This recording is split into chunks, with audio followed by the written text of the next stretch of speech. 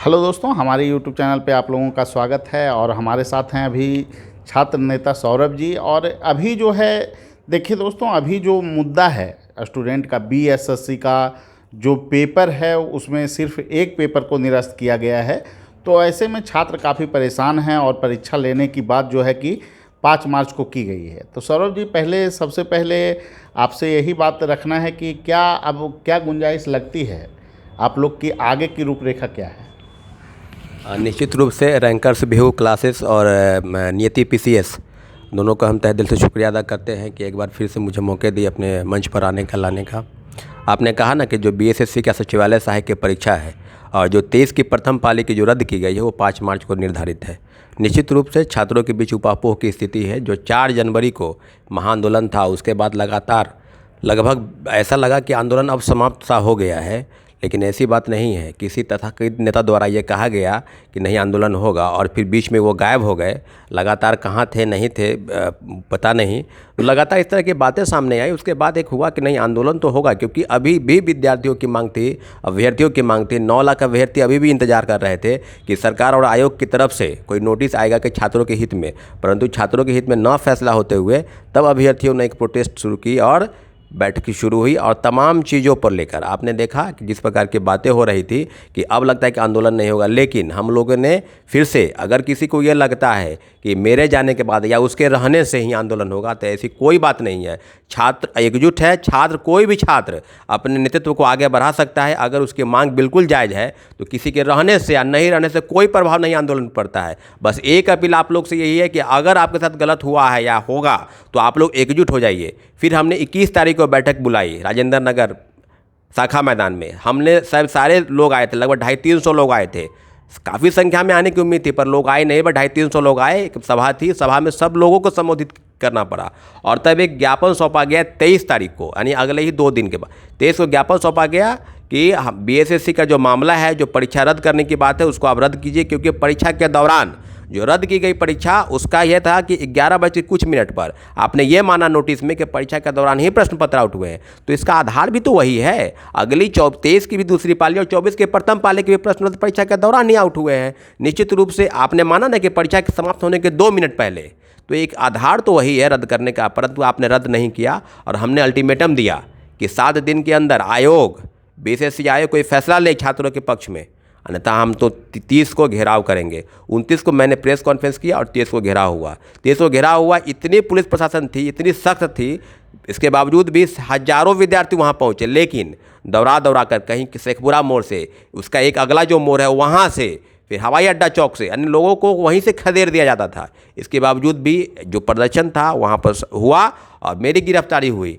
गिरफ्तारी से कोई मतलब नहीं। मैं इसलिए बता रहा हूँ कि जो चीज़ मुख्य बिंदु है उसमें कि क्या आंदोलन की रूपरेखा बस अब यहीं पर आके टिकी है कि आंदोलन होगा। आंदोलन निश्चित रूप से होगा, क्योंकि 12 फरवरी को 68 बीपीएससी की परीक्षा है। सारे परीक्षार्थी अलग अलग जिलों में जाएंगे, उनको पटना आने में समय लगेगा। 13 तक निश्चित रूप से सब पटना जाएंगे। तो निश्चित रूप से मैं ज़रूर 10 से 11 तारीख तक हम बता देंगे कि अगली आंदोलन की रूपरेखा कैसी होगी और कहाँ होगी बैठक, और बैठक के बाद निर्णय लिया जाए कि आंदोलन कैसा होगा। निश्चित रूप से आंदोलन होगा। अच्छा, एक बात आपसे करना है सौरभ जी कि अभी जो चर्चा में कुछ चीज़ें हैं जिस पर जो है कि क्लियरेंस करना ज़रूरी है, सभी छात्रों के बीच जो है कि मुद्दा को रखना ज़रूरी है। क्योंकि कहा जा रहा है कि कुछ चंद लोग हैं जो कि आंदोलन को अपने दिशा में मोड़ना चाहते हैं, राजनीतिक पार्टियां उसका लाभ लेना चाहती है, और एक साफ सुथरे छवि वाले नेता के द्वारा ही आंदोलन किया जा सकता है। ठीक है, एक प्रायोजित कुछ लोग इसमें इन्वॉल्व हो गए, आंदोलन को जानबूझकर डाइवर्ट कर रहे हैं। तो आंदोलन तो पहले भी खत्म हो चुका था। आंदोलन जो है अब तो 5 मार्च को परीक्षा को घोषित है। तो ऐसे में आप लोग जो है कि उनका इंतज़ार क्यों नहीं कर लेते हैं, वही आएँ और आंदोलन का नेतृत्व करें? हाँ बिल्कुल बिल्कुल, आपका सवाल बिल्कुल जायज़ है। आपने कहा ना कि उनका इंतज़ार क्यों नहीं कर लेते, तो इंतज़ार उनका बहुत किया गया ना। 4 जनवरी को जब लाठी चली छात्रों पर, तो आप कहाँ भाग गए थे? इसका जवाब आज भी छात्र अभ्यर्थी आपसे मांग रहे हैं कि आप कहाँ गए थे। दौड़ा कर नहीं तो छात्रों पर लाठीचार्ज किया गया तो आप आए नहीं। उसी दिन गांधी मैदान में लोग हजारों की संख्या में लोग बैठे थे, इसी इंतजार में क्यों आएंगे? क्योंकि नेतृत्व उनके अतीत में चल रहा था, उनके द्वारा नेतृत्व किया जा रहा था। फिर आप आए नहीं, आप मोबाइल स्विच ऑफ कर लिए, उसके बाद आप चले गए दिल्ली और बता रहे थे कि हम इलाज में रत में। तो आप इलाजरत रहिए ना भाई, आप 1 महीना रहिए, 2 महीने रहिए, आप स्वस्थ हो जाइए, फिर आंदोलन में आइएगा। लेकिन अगर आपको लगता है कि आंदोलन मेरे द्वारा ही होगा, कोई व्यक्ति कर सकता है और वही जब आएगा तो करेगा, ऐसा नहीं है। सारे छात्र अभ्यर्थी समझ रहे हैं, सब ग्रेजुएट हैं और सब एक चीज़ों को पार की नज़र से देख रहे हैं कि व्यक्ति के द्वारा आंदोलन किया गया और जब वो व्यक्ति आएगा तभी आंदोलन होगा। तो क्या बिहार की सारी समस्या समाप्त हो गई है? पटना शून्य पड़ गया है? पटना में कोई छात्र नेता है ही नहीं, बिहार में कोई छात्र नेता है ही नहीं। तो ये कोई अगर भूल कर रहा है तो ये भूल है उसकी। इस तरह की बातें से, इस तरह की बात से और बयान से स्वतः बचना चाहिए, क्योंकि छात्र और अभ्यर्थी अपने हक और अधिकार की लड़ाई कर रहे हैं। उनको कौन कर रहा है नेतृत्व, इससे उनको कोई मतलब नहीं है। मतलब ये है कि उसके मांग को सही दिशा में ले जाकर और जीत दिलवाने का प्रयास कोई करे, तब वो छात्र नेता। और बीच राह में आप तो मजदार में लाकर छोड़ दिए थे, लोग भाग गए थे, 15 दिन तक इंतजार करते रहे, फिर बैठक हुई, फिर ने हमने आगे आया, सब लोग, संगम हो, विकास जी हो, सारे लोग बैठक किए और तब एक एक तथ्यों ऊपर हम लोग ने विचार किया और सारी बात और सारी मांग को हमने कमेटी द्वारा निर्धारित किया, आगे ये होगा, अगला फैसला ये लिया जाएगा। हमने किसी पर थोपा नहीं, सबने मुझे कहा, मीडिया के भी सारे लोग हमसे संवाद करते थे कि क्या होगा, आगे क्या होगा। तो ऐसी कोई बात नहीं है। छात्र राजनीति में कोई एक विषय बिंदु को लेकर आप आगे बढ़ेंगे फिर पीछे हटेंगे तो कोई बात नहीं है। लगातार छात्र अभ्यर्थी अपना नेतृत्व स्वयं करेंगे। अगर मुझे कुछ घटना हो जाए, मैं अगर जख्मी हो जाऊं, मैं हॉस्पिटल में चला जाऊं, तो क्या छात्र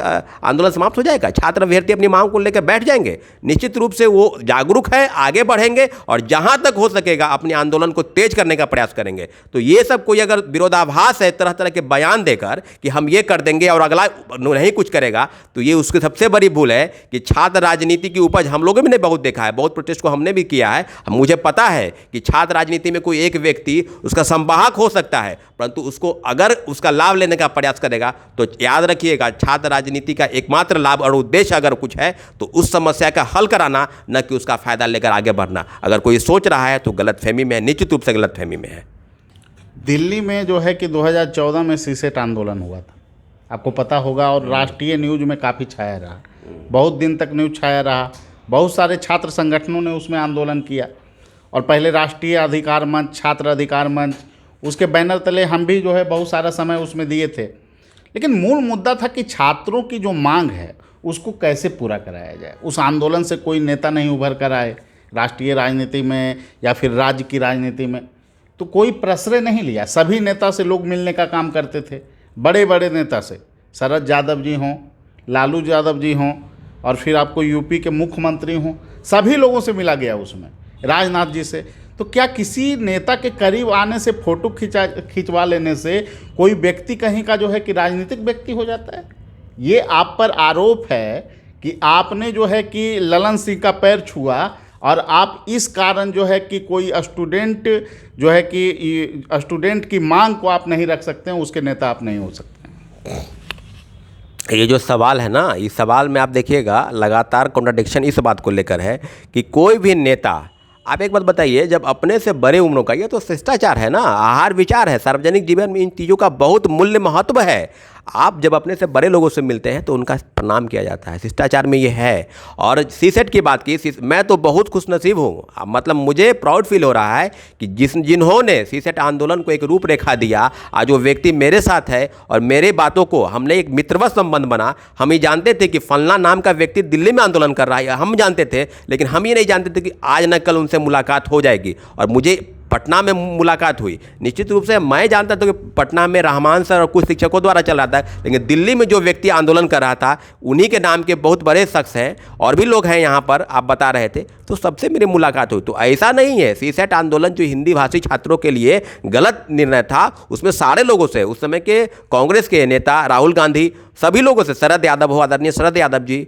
बहुत सारे, लालू यादव जी, प्रधानमंत्री आवास से घेरा गया, पार्लियामेंट का घेराव किया गया। तो इन सब चीज़ों का क्या महत्व नहीं है? पूरा देश देख रहा था ना भाई। और पटना में भी जो आंदोलन हो रहा है, अभी जो आंदोलन हो रहा है, वो भी सब अभ्यर्थी देख रहे हैं, छात्र देख रहे हैं, मीडिया के लोग देख रहे हैं कि आंदोलन का भी 100 से हो या 1000 से हो, विरोध होता है। अब रही बात कि किसी एक अधिकार को लेकर पेटेंट करवा लेना कि फलनामा चीज़ मेरा ही है, तो ये कोई नहीं सोचे कि मेरा है। BSSC हो या बीपीएससी हो, तमाम बिंदुओं पर अगर आप चाहते हैं पटाक्षेप करना, तो एक एक बिंदु पर हमने बहुत सारे आंदोलनों को देखा है, लेकिन हमने कभी दावा नहीं किया कि हमने किया, हमने नहीं किया ना भाई। छात्रों की मदद के लिए छात्र मेरे साथ आए और हमने उनके साथ आगे समस्याओं का समाधान किया। तो अगर आपको लगता है कि अगर बात है, मेरी बातों को अगर खराब आपको लगता है, तो आप आ जाइए ना सीधे सामने सामने, एक एक बिंदु पर तथ्यात्मक बातों को हम रखेंगे और जानकारी मेरे साथ पूरा है, एक एक चीज पर रखेंगे, क्योंकि सबका प्रमाण है मेरे पास, लेकिन प्रमाण दिखाएंगे नहीं। कोई व्यक्ति कह दे कि प्रमाण दे दो तो सार्वजनिक नहीं करेंगे, लेकिन जब जरूरत पड़ेगी तब जरूर देंगे, और समय जब पड़ेगा तो जरूर देंगे। इसलिए किसी भी चीज़ की ये मत बताइए कि हमने ही किया और मेरे द्वारा ही होगा संभव, तो ये गलत फहमी में है। कोई भी व्यक्ति नहीं कर सकता है। छात्रों की मांग है, छात्र एकजुट हैं, तो निश्चित रूप से समस्या का समाधान होगा। आप तमाम चीज़ों पर हम बिंदुवार जो भी विषय आएगा हम सब पर रखेंगे, निश्चित रूप से करेंगे। आप प्रश्न कीजिएगा, हम उसका निश्चित रूप से जवाब देंगे, परंतु इस तरह की बातें नहीं होनी चाहिए कि तरह तरह के तथ्यात्मक जो झूठे आरोप हैं, इस तरह के आरोप से कुछ सिद्ध नहीं होने वाला है। छात्र अपनी मांग के लेकर लगातार आज बैठे हुए हैं कि हमारी समस्या का समाधान होना चाहिए। उस समस्या का समाधान कोई भी करे, किसी भी के चाहे मुख्यमंत्री जी के पास जाना पड़े, चाहे तेजस्वी यादव का पैर भी पकड़ना पड़े, तो मैं पकड़ूंगा। अगर आपको पकड़ने में शर्म है तो कोई बात नहीं, लेकिन मैं पकड़ने को तैयार हूं। अगर कहेंगे तो मैं पैर पर सूत जाऊंगा, लेकिन ये नहीं कि फलनामा के साथ चिल्लामा। राज्य के मुख्यमंत्री नीतीश कुमार है मुखिया, तो उनके समक्ष ही समस्या का समाधान होगा। एक एक बिंदु, एक एक चीज़ों को देखते हैं। बाद में कोई मुख्यमंत्री बने तो मुझे उनसे हमको निवेदन करना पड़ेगा, न कि एमपी के और राजस्थान के मुख्यमंत्री से। तो निश्चित रूप से सब बिंदुओं पर हमने बिंदुवार अगर प्रश्न करेंगे तो उसका हम निश्चित रूप से जवाब देंगे। देखिए, सबसे बड़ा बात ये होता है, देखिए सीसेट मुद्दा जो था उसमें क्वालिफाइंग किया गया, छात्रों के जो मांग थे सारे मांग को मान लिया गया लगभग, ठीक है। कुछ मांग था जो उसको नहीं माना गया, वो तो हर आंदोलन में होता है, लेकिन लगभग जो है मांगों को मान लिया गया। वो अलग बात है कि हिंदी मीडियम का अभी भी परफॉर्मेंस खराब है, इसके लिए सुधार होना चाहिए। वो मांग जो है कि अभी भी छात्रों संगठनों के द्वारा जारी है। एक मुद्दा ये है सौरभ जी कि हम जो है कि बहुत सारा जो मुद्दा है, जैसे 2000 आप देखे होंगे कि 67वीं बीपीएससी पेपर लीक हुआ, बहुत अच्छी बात है, उन्होंने बातों को रखा और सबसे पहले सार्वजनिक किया। मैं सराहना करता हूँ इन मुद्दों को लेकर जो उन्होंने काम किया, वो काफ़ी दिलेर वाला काम था। और निश्चित रूप से मैं यह मानता हूं कि वो एक अच्छे जो है कि छात्र नेता हैं, इसमें कोई दो मत नहीं है। लेकिन इस तरह की टिप्पणी करना जिससे कि छात्रों के आंदोलन को ही नकारात्मक जो है कि परिदृश्य पैदा हो, तो इस पर तो बात रखना जो है कि ज़रूरी हो जाता है। एक ये भी मुद्दा उठ रहा है कि उम्र सीमा मुद्दे पर जो है कि पैसा की मांग की गई, और उम्र सीमा के मुद्दे पर पैसा की मांग क्यों की गई, अब इसके लिए तो अब जो है कि इसमें कहा गया है, हम पे भी आरोप है कि जो है कि वीडियो बनाते हैं और जो है कि प्रायोजित वीडियो रहता है, मनगढ़ंत बातें कही जाती है। तो इस पर सौरभ जी आपका क्या कहना है और क्या इस पर हुआ है, वस्तुस्थिति क्या है? बड़ा ये जो प्रश्न है ना कि बीपीएससी में जो पूरी उम्र सीमा बढ़ाने की मांग है, तो ये आज से नहीं है, 5 अक्टूबर से लगभग चल रहा है।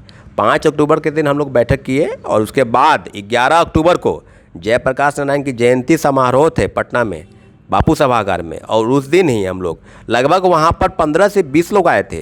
तो जो सवाल है ना बीपीएससी में उम्र सीमा एज रिलैक्सेशन वाले, वो सवाल करें ना, क्योंकि हर चीज़ों को लेकर हर जगह 10 से 15, 5 से 10, 4-5 लोग हमेशा जाते रहे हैं और एक एक चीज़ों का हमने रिकॉर्ड किया है। इस पर कम से कम 15 से 20 वीडियो तो ज़रूर बना होगा कि एक एक चीज़ जब भी कुछ होता था तभी वीडियो बनता था और लोगों की मांग होती थी कि आगे क्या होगा, तभी हम लोग कुछ करते थे उस पर। ऐसा नहीं है, और एक एक दिन कोई ऐसा दिन बाकी नहीं हुआ 5 अक्टूबर से 2 दिन 3 दिन गैप करके कहीं जाना ना हो, लोगों से मिलना ना हो। तो एक बात बताइए कि पैसे की ज़रूरत अगर है, पैसे पटना में अगर 5 लोग के साथ कहीं जाते हैं और आते हैं तो निश्चित रूप से आपको 500, 600, 700 खर्च होगा और कोई एक व्यक्ति इतना वहन नहीं कर सकता है। तो हमने एक ग्रुप बनाया लोगों के सहमति से कि जो पैसे होंगे लोग मदद करेंगे। कोई पटना में, कोई दिल्ली में या कि अलग शहरों में लोग रहते हैं, यहाँ नहीं आ सकते हैं। पटना में जो लोग, बिहार में जो लोग यहाँ पर रहेंगे और जो जाएंगे तो उनका खर्च इतना पैसा कहाँ से आएगा। तो अगर कोई 500, 1000 मदद किया तो इसमें गलत क्या है भाई? सवाल तो एज वाले करेंगे ना। और ऊपरी उम्र सीमा के बाद 4 बार माननीय मुख्यमंत्री से भेंट हुई है। 11 तारीख को ही दिन हमारे एक मित्र साथी मुख्यमंत्री जी के साथ हम लोग बात किए और मुख्यमंत्री जी ने तुरंत उसे कहा कि आज हम इसको देखते कि तमाम देश के तमाम राज्यों के पीसीएस में अगर ऊपरी सीमा बढ़ाई गई कोविड काल के दौरान, तो बिहार में बढ़ाने का क्यों क्या मतलब नहीं है, क्यों नहीं बढ़ेगा बिहार में। इन सारे बिंदुओं पर रात में बैठक हुई अन्य मार्ग में, और बैठक हुई और एक उच्च स्तरीय बैठक हुई। उसमें पार्टी के तमाम बड़े जो अधिकारी हैं, बड़े पदाधिकारी, सब लोग शामिल थे और आला अधिकारी भी शामिल थे। मुझे जानकारी है कि जो दीपक प्रसाद मुख्यमंत्री के प्रधान सचिव है वो भी थे, मुख्य सचिव को भी जानकारी दी गई। तो तमाम चीज़ों को लेकर हमने लगातार प्रयास किया। माननीय अशोक चौधरी से भेंट हुई, अभी जो मंत्री हैं लगातार उनसे बातचीत हो रही है। तो इन सब चीज़ों पर, और पता नहीं कहाँ कहाँ कितने बार अधिकारी से गए और सचिवालय हम लोग कितने बार गए। तो हर चीज़ का हम आपको प्रमाण नहीं न देंगे, प्रमाण जो मांगेगा उसको देंगे, भूख जिसको लगा हुआ ना खाना उसको देंगे। आपको क्यों प्रमाण दे भाई। लेकिन आपने सवाल किया तो आपको बता दें कि प्रमाण मांगने का अधिकार जो है ना, एज वाले जो ऊपरी सीमा वाले हमारे भाई हैं वो मांगेंगे, हमारी बहन मांगेंगी तो उनको दिया जाएगा। प्रमाण के रूप में सब रखते हैं, हो सके बाद में प्रमाण मांगे तो फोटो है ना, फोटो है, मुख्यमंत्री जी से भी मिलने का फोटो है, अशोक चौधरी से भी मिलने का फोटो है, बी चौधरी से भी मिलने का फोटो है, और तमाम चीज़ों का एक एक चीज़ का बिंदुवार चीज़ है। और एक बात आप जान लीजिए, देर हुआ है पर अंधेर नहीं हुआ है। एज रिलैक्सेशन आपको आज न कल मिल के रहेगा। मुख्यमंत्री, मुझे जो जानकारी है कैबिनेट में पास नहीं हुआ है, लेकिन वो सचिवालय से मुख्यमंत्री आवास चला गया है मंजूरी के लिए, साइन होगा फिर कैबिनेट में आकर मंजूरी मिल जाएगा। अगर आपको लगता है कि नहीं मिलने वाला है तो कोई भ्रम में रहे। ये ऊपरी उम्र सीमा में हम अभी तक इस पर एक महीना से इसलिए नहीं बोल रहे थे क्योंकि लगातार कुछ हो नहीं रहा था। मुख्यमंत्री जी अपने यात्रा के दौरान, समाधान यात्रा के दौरान पटना से बाहर रहते थे, लगातार सारे अधिकारी उनके साथ रहते थे, सारे जो मिनिस्टर है बिहार के तमाम लोग उनके साथ रहते थे। तो फिर मुलाकात कैसे होगी, किन लोगों से हम मुलाकात करेंगे। तो अभी 15 जनवरी के बाद निश्चित रूप से 15 जनवरी तक वो समाधान यात्रा समाप्त हो जाएगी, सब लोग जाएंगे मिलने। और मुख्यमंत्री जी जब संज्ञान में ले लिए हैं तो निश्चित रूप से बीपीएससी में ऊपरी उम्र सीमा बढ़ेगी। मैं आपको पक्के दावे के साथ कहता हूं कि ये बढ़ेगी, निश्चित रूप से बढ़ेगी। इस पर कोई संशय अगर किसी को है तो वो बिल्कुल गलत है। बीपीएससी में ऊपरी उम्र सीमा बढ़ेगी। अब कितनी बढ़ेगी यही मुझे जानकारी नहीं है, क्योंकि जो प्रपोजल गया है 2-3 प्रपोजल, एक की मंजूरी मिलनी तय है। निश्चित रूप से बीपीएससी में उम्र सीमा बढ़ने जा रही है। तो सौरभ जी एक क्वेश्चन और है कि डबल शिफ्ट जब बीपीएससी का हुआ था, डबल शिफ्ट जो है कि एग्ज़ाम कराने की बात थी, तो उसमें विरोध तो बहुत सारे लोग किए, बहुत सारे लोग ने छात्रों को आगे आने के लिए कहा।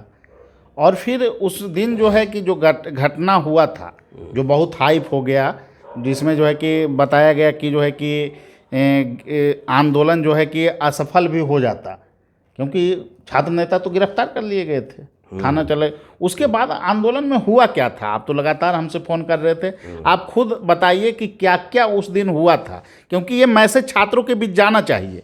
जब दावा किया जाता है कि मैं ही एक स्टूडेंट लीडर हूँ, तो सच्चाई को रखना सामने ज़रूरी है। और इस ढंग से घमंड करना कि मैं किया, मैं सीसेट आंदोलन में बहुत सारे लोग किए, किसी को घमंड नहीं था। मुख्य आपको जो है कि राहुल गांधी से मिलना, पीएमओ को घेराव करना, राजनाथ जी से मिलना, हर लोगों से मिला गया, लेकिन किसी को इतना घमंड नहीं हुआ। बिहार में इस तरह से चीज़ें चल रही है कि मैंने किया, मैंने, अरे हजारों छात्र नहीं आते तो आप क्या कर लेते इस मुद्दा पे? छात्रों के भीड़ के न रहने पर छात्र आंदोलन का औचित्य ही क्या हो जाता है, ये तो समझना चाहिए ना। और इस ढंग से आप टिप्पणी कीजिएगा तो ये तो आप खुद मजाक बन रहे हैं। एक कोचिंग संस्थान कौन सी संस्थान होती है? वहाँ छात्रों को शिक्षा दी जाती है। इंटरव्यू में गलत होगा तो हम लोग विरोध क्यों नहीं करेंगे? कोचिंग संस्थान क्यों नहीं छात्रों के मुद्दे को रखेगी? अगर नहीं रखेगी तो कौन रखेगा? तो ये बहुत बड़ा मुद्दा है। और उस दिन हुआ क्या था सौरभ जी, आप पूरा बात को सामने रखिए, क्योंकि ये छात्रों के बीच जाना जरूरी है। निश्चित रूप से ये जो सवाल है ना, उस एक एक बिंदु पर हम आएंगे। 67th में जब ये पेपर लीक हुआ, पेपर लीक के बाद फिर दोबारा परीक्षा आयोजित होने की बात हुई, तो उसी के बीच में हुआ कि परसेंटाइल लागू करेंगे, यानी एक से ज़्यादा पाली में परीक्षा आयोजित करने की बात आदरणीय चेयरमैन, उस समय के जो चेयरमैन बने अतुल प्रसाद जी द्वारा किया गया। लगातार हम लोग मिले, हम लोग 3-4 बार मिले कि नहीं सर, बीपीएससी परसेंटाइल लागू नहीं होना चाहिए, क्योंकि एक से ज़्यादा शिफ्ट में जैसे ही परीक्षा होगी तो 120 प्रश्न जो हैं, 150 प्रश्न जो हैं वो निश्चित रूप से ज़्यादा वो हो जाएंगे। और जब 300 प्रश्न हो जाएंगे तो ये फिर लागू कैसे होगा? यहाँ तक 150 प्रश्न पर ही वो बात होनी चाहिए। तो नहीं हम तो लागू करेंगे, तुम कुछ भी कर लो, जहाँ भी जाना है चलो। उसी देर बोलते थे कि तुमको मुख्यमंत्री जी से मिलना है तुम मिल लो, उसके अलावा हम किसी का सुनेंगे नहीं। निश्चित रूप से जो आंदोलन हुआ 31 अगस्त को आंदोलन हुआ, पटना कॉलेज से लगभग मुझे जानकारी 10,000 से कम छात्र नहीं होंगे उस आंदोलन में। छात्र और छात्राएं मेरी बहनें लगभग 200 से 300 हमारी बहनें थी, और सबने पटना कॉलेज होते हुए, NIT मोड़ होते हुए, मुसल्लापुर हाट होते हुए, खान सर के कोचिंग होते हुए, भिकना पहाड़ी मोड़ होते हुए, गोपाल मार्केट ऐसे होते हुए, और हम लोग गांधी मैदान गए। छात्र एकजुट इसलिए थे, और लगातार ये कहा जा रहा था कि सबको BPSC ऑफिस जाना है। हमने वहाँ पर, हम लगातार गांधी मैदान से जब आगे बढ़ रहे थे तो पुलिस द्वारा कभी इधर कभी उधर बताया जा रहा था कि इधर चलना है तो उधर चलना है। हमने जो DM का ऑफिस है वहाँ से हमने इधर जाने के लिए इसलिए कहा जा रहा था कि JP गोलंबर जो है जयप्रकाश का, वहाँ पर लोगों को घेर के बैरिकेडिंग किया गया था। हमने उस पुलिस को, आप देखे होंगे वीडियो में, हमने उसको नकारते हुए हमने कहा कि नहीं, हम आपकी बात नहीं करेंगे, हम इधर चलेंगे। और हम फिर इधर गोलघर होते हुए, मंदिरी का एरिया होते हुए, हमने लगातार वहाँ तक हम गए, इनकम टैक्स गोलंबर, IT गोलंबर। और जब IT गोलंबर से मुझ पर भी लाठीचार्ज हुआ, जब IT गोलंबर से आगे बढ़े तो हमारे मित्र जो छात्र नेता हैं उनकी गिरफ्तारी हो गई 12:30 बजे। 12:30 बजे गिरफ्तारी हुई भाई। और 12:30 बजे गिरफ्तारी के बाद सारे छात्र अभ्यर्थी जो परेशान थे हमको बोल देते कि सौरभ भैया दिलीप जी गिरफ्तार हो गए, दिलीप भैया। अरे भाई, कोई व्यक्ति गिरफ्तार हो जाए तो आंदोलन समाप्त थोड़ी होगा, आंदोलन समाप्त नहीं होगा। एकजुट रहिए आप लोग। अब बारिश भी उतना ही हो रहा था उस दिन। हम लोग लगातार ये कहते कि निश्चित रूप से इस बात को गौन करो कि कौन गिरफ्तार हुआ नहीं हुआ है, इस बात को खत्म करो। और तुम लोग का एकमात्र लक्ष्य होना चाहिए कि BPSC ऑफिस के पास पहुंचना। और लगातार मुझे टॉर्चर किया जाता, जो IAS अधिकारी हैं उस समय के SDO, वो लगातार हमको बोल रहे थे कि तुम ही हो ना बाकी है, तुमको हम गिरफ्तार करेंगे। वो ठीक है, आप कीजिए। लगातार वहाँ पर 10,000 से कम छात्र मौजूद नहीं थे। एक बात आप बताइए, जो आंदोलन नेतृत्व विहीन हो जाए, उस आंदोलन का परिणाम क्या होगा? वो हिंसक भी हो सकता है, तोड़ फोड़ की जा सकती है। उसके बाद जब आप हिंसा पर उतरिएगा ना, तो कोई भी आंदोलन सफल नहीं होगा, सक्सेसफुल होगा ही नहीं। और लगातार ये बात की जा रही थी कि हमने किया, हमने कभी नहीं बताया। आप वीडियो देख लीजिए ना, कोई ऐसा वीडियो नहीं होगा जिसमें मैं मौजूद नहीं हूँ। क्यों? तब ने हमने सारे छात्रों को कहा कि नहीं, हिंसा कोई नहीं करेगा, सब गेट पर मौजूद हो BPSC में गेट पर। और सब लोग गए। और मुझे बार बार कहा जा रहा था कि आप डेलीगेशन के रूप में अंदर जाइए। हम जानते थे कि जैसे ही हम अंदर जाएंगे यहाँ लाठीचार्ज, क्योंकि चारों तरफ से पुलिस को घेर दिया गया था, चारों तरफ से। तो निश्चित रूप से जब हम अंदर गए और जब हम बाहर आए, लगभग 45 मिनट हमने बातचीत की चेयरमैन से। उन्होंने कहा कि हम लागू कर दिए हैं, और हमने कहा कि हम लागू नहीं होने देंगे इसको, चाहे जो हो जाए इसके लिए। जब हम बाहर आए तो देखिए तितर बितर स्थिति है। कोई भागा हुआ है उधर, कोई उधर। कुछ साथी मेरे थे, दौड़ के आए मंदिर के पास से, बोले कि सौरभ जी ऐसे ऐसे हो गया है, सब गिरफ्तारी हो गई ऐसे ऐसे। ठीक है, बात है।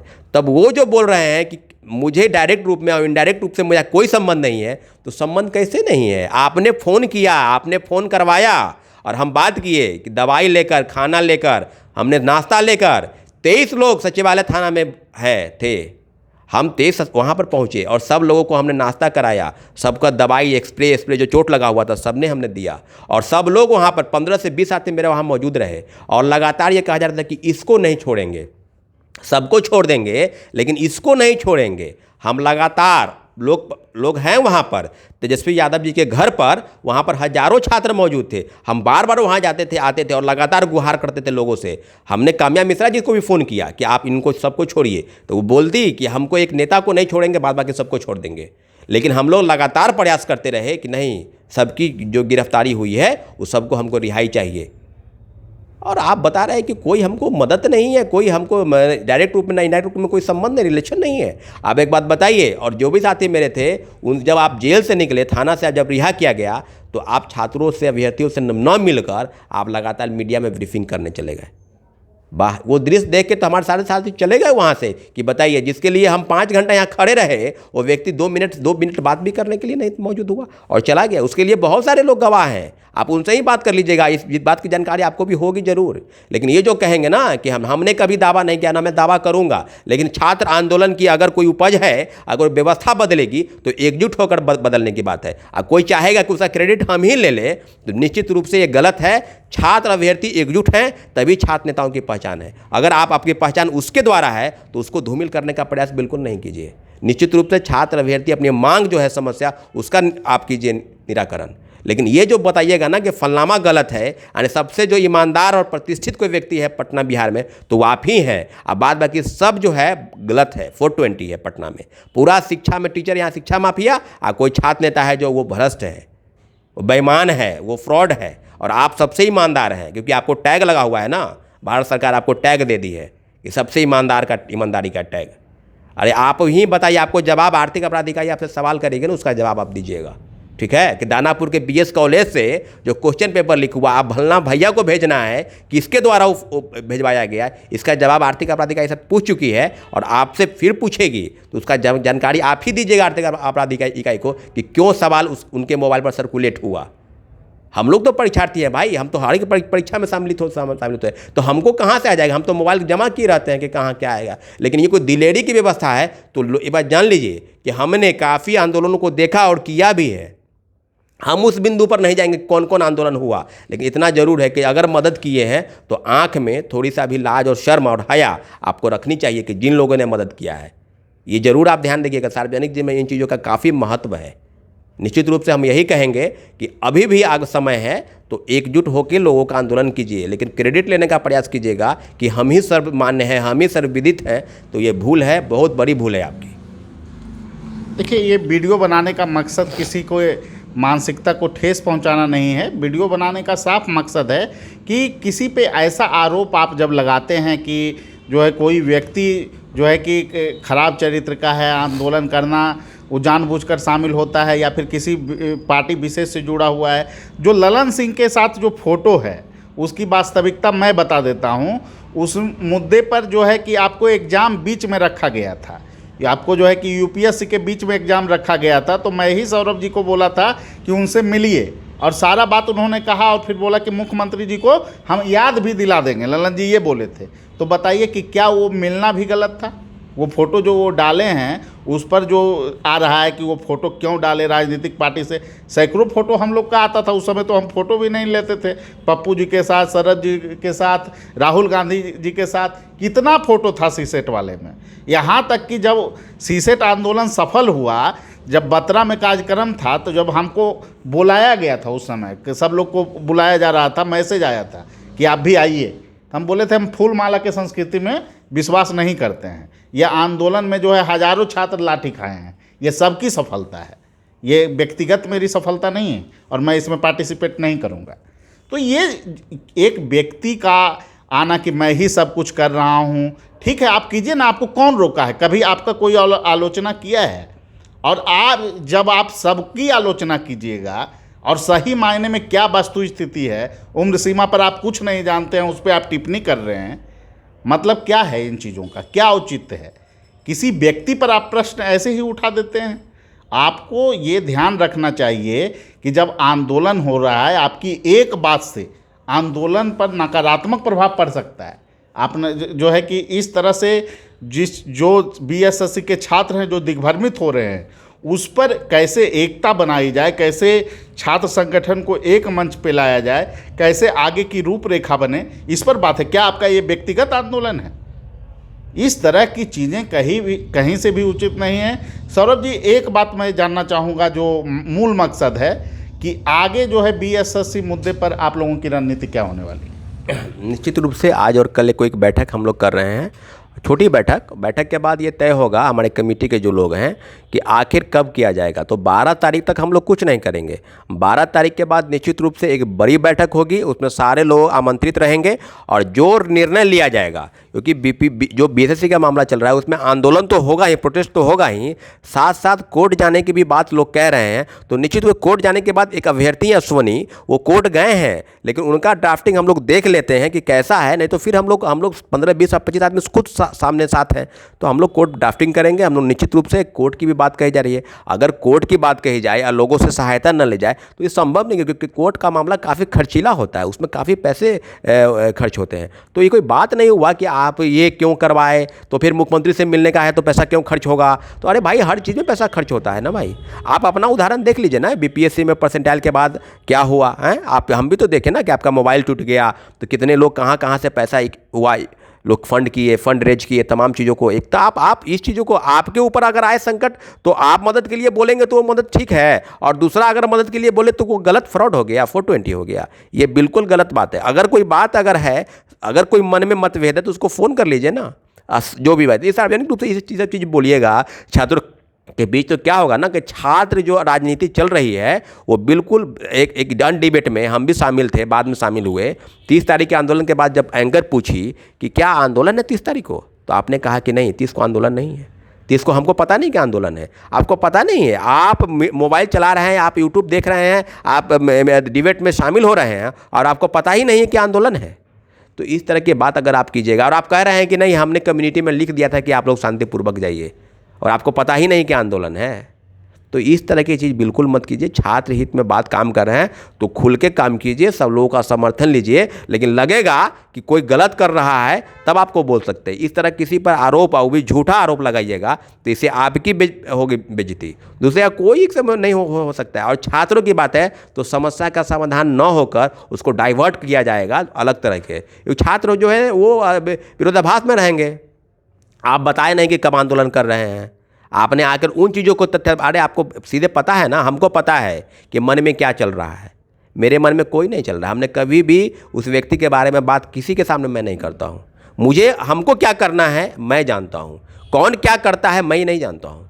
अगर करता होगा तो करे ईमानदारी से, लेकिन अपनी ईमानदारी पर और दूसरे की ईमानदारी पर प्रश्न चिन्ह खड़ा कर देना, ये कहाँ का औचित्य है भाई। छात्रवृत्ति तो देख रहे हैं ना कि 4 जनवरी के बाद क्या हुआ, आप चले गए, आज 4 फरवरी हो गया है, 6 फरवरी, आप 4 फरवरी को आप बयान दे रहे हैं कि फलनामा चीज चिल्लामा। 1 महीना में कुछ नहीं होगा, बिहार व्यवस्था नहीं बदलेगी, परीक्षा का डेट आ गया है, आंदोलन कौन करेगा, छात्र अभ्यर्थी कर रहे हैं, वेट कर रहे हैं। अगर आंदोलन हो रहा है तो इसमें गलत क्या है, कोई भी करे इसका नेतृत्व, कोई भी करे, कोई एक, लेकिन एक व्यक्ति को घेर कर आप बोल रहे हैं कि नहीं वो गलत व्यक्ति है, तो आपको प्रमाण आपको देना ना पड़ेगा। एक एक चीज़ का प्रमाण हम है मेरे पास कि हमने किस बिंदुओं पर कब कब मदद किया है। जेल गए ना तो पैसा लेकर रहमान सर से हम गए थे, 15,000 रुपये, आपको याद होगा, नहीं याद है तो हमको है पता, हम गए थे। और एक बार नहीं कई बार हम वहाँ गए थे, कोर्ट में, कचहरी में मदद करने गए थे, छात्र राजनीति नहीं करने गए थे, मदद के लिहाज से। और आज भी जो उम्र के लोग लेकर जो सम्मान है ना, अपने से बड़े उम्र के हैं तो इतना सम्मान करेंगे, लेकिन अगर बदनाम करने का प्रयास कीजिएगा तो ये मत भूलिए कि और भी लोग हैं यहाँ पटना में, बिहार में लोग देख रहे हैं अभ्यर्थी, छात्र अभ्यर्थी। समस्या का समाधान करवाइए वो ठीक है, अन्यथा आप डाइवर्ट कीजिएगा मामला को तो छात्र अभ्यर्थी भी समझ गए हैं। आपको भी बहुत सारा मैसेज और कमेंट आता होगा, हमको भी आता है, एक एक चीज़ों को आप पढ़ लीजिएगा बढ़िया से कि क्या आपने कर रहे हैं और क्या बोल रहे हैं, बोलिए, सोच समझ के बोलिए ताकि ठीक रहे। निश्चित रूप से छात्रों का जो आंदोलन है वो जो है कि अपनी मंजिल तक पहुंचना चाहिए। और जो वाजिब मांग है, BSSC 2 में जिस तरह से घपला हुआ, करप्शन हुआ, उस तरह से जो है कि BSSC 3 भी उसी के अगर भेंट चढ़ जाता है तो बिहार में मेधावी छात्रों के भविष्य पर बहुत बड़ा प्रश्न चिन्ह उभर जाएगा। ऐसे में अगर परीक्षा में गड़बड़ी हुई है तो परीक्षा को रद्द कराना एक जो है कि बहुत बड़ा रद्द कराना उद्देश्य होना चाहिए। इसमें सभी छात्र नेताओं को एक मंच पे आना चाहिए और निश्चित रूप से यह किसी व्यक्ति का आंदोलन नहीं है। आप जो बात करते हैं कि मुख्यमंत्री का हम घेराव कर लिए, मुख्यमंत्री का घेराव क्या, यहाँ PMO का घेराव हो गया था, बड़े बड़े लोग से मिलते थे लोग दिन रात। तो फोटो नहीं आना इससे क्या मतलब है? मूल उद्देश्य है कि आपकी मांग मानी गई कि नहीं। ललन सिंह से मिला गया और उसके बाद अगर डेट बढ़ गया तो इसमें गलत क्या हो गया? तो ये जो चीज़ें हैं अपनी जगह है। अगर कोई व्यक्ति पार्टी लाइन में होकर, उसी पार्टी का होकर भी बहुत जगह विरोध हो जाता है कि विरोध करते हैं उसके बाद सुधार माना जाता है, तो इसमें गलत क्या है? आप जो है कि राजनीतिक में आप आइए नहीं आइए ये आपका व्यक्तिगत फैसला है। कौन जानता है आप भविष्य में राजनीति में नहीं आएंगे? ये कोई है कि आप भविष्य में राजनीति में नहीं आएंगे या फिर सौरभ जी राजनीति में नहीं आएंगे? कोई भी आ सकता है, राजनीतिक ओपन फील्ड है, कोई भी आ सकता है और अच्छे युवक को आना भी चाहिए। इसमें नकारात्मक भावना कहाँ पे है?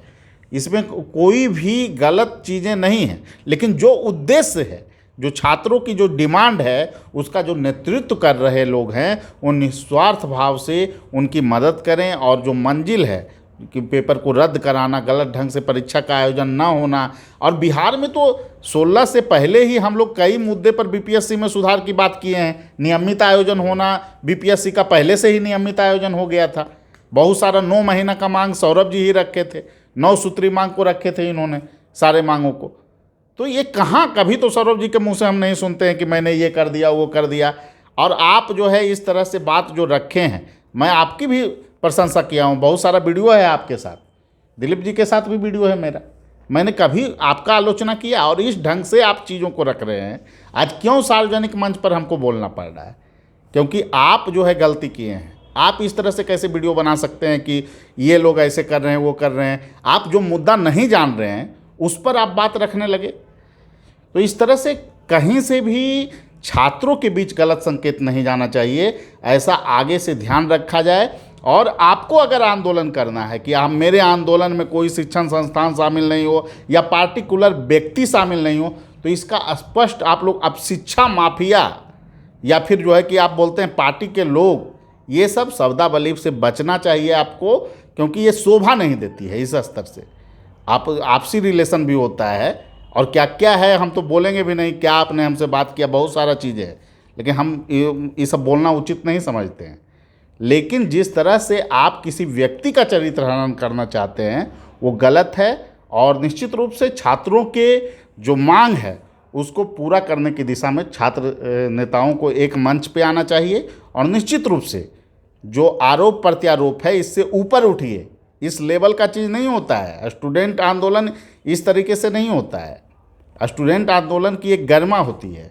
ठीक है, सभी लोगों को धन्यवाद। फिर अगली वीडियो में मिलेंगे। Thank you.